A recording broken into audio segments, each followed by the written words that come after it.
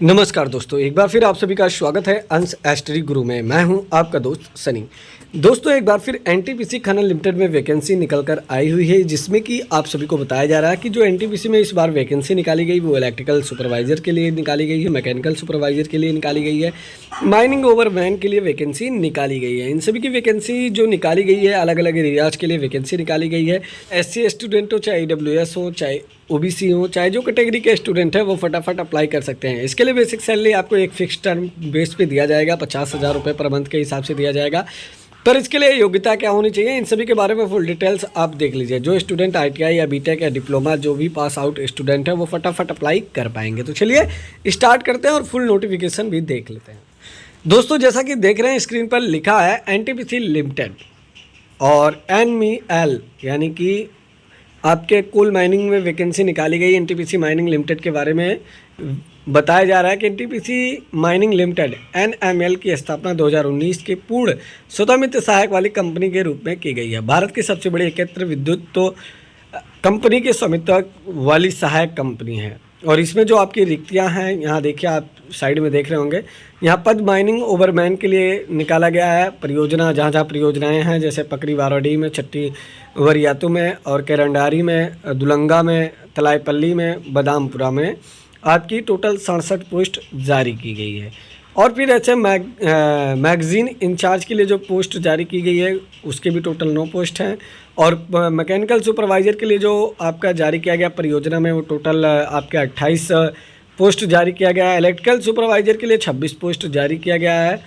और फिर वही वोकेशनल ट्रेनिंग इंस्ट्रक्टर के लिए आपके टोटल 8 और जूनियर माइनर सर्वेयर के लिए टोटल 3 पोस्ट जारी की गई है। कर्म संख्या 7 के मासिक परिश्रम के हिसाब से मुआवजा मिलेगा। जैसा कि मैंने आप सभी को बता देना चाहूँगा, 40,000 रुपये संकेतित निश्चित मासिक वेतन होंगे। और कार्य अवधि निश्चित अवधि रोजगार के 3 वर्ष तक होगी। संगठन आवश्यकता के अनुसार ये 2 वर्ष तक बढ़ाया जा सकता है। ये आपके फिक्स टर्म बेस पे हो रही है, 3 साल की फिक्स टर्म पे की जा रही है। लेकिन दोस्तों, मान के चलिए अगर आपका एक्सपीरियंस अच्छा हो जाएगा तो आपको ये सारी सेवाएं मिलेंगी।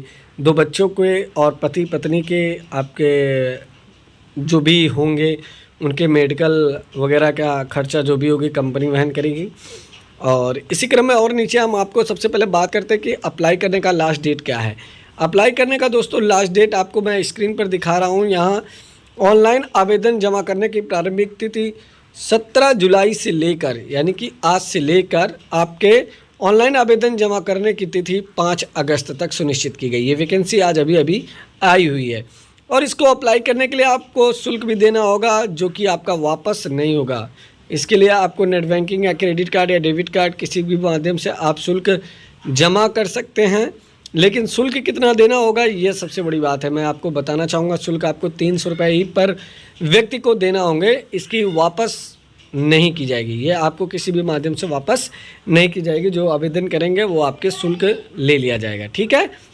अगर बात करें हम एलिजिबिलिटी की, तो एलिजिबिलिटी के बारे में बात कर सकते हैं। यहाँ आपका क्षेत्र का नाम, न्यूनतम योग्यता यहाँ बताया जा रहा है।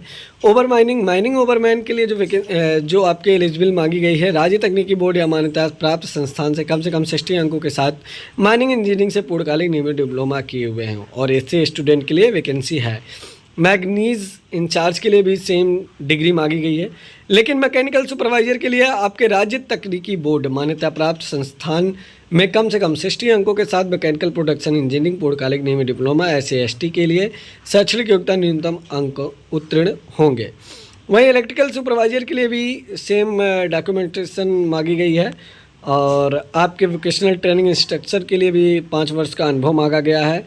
और इसकी आयु 30 वर्ष के प्लस भी रहेंगे तो भी आप अप्लाई कर सकते हैं।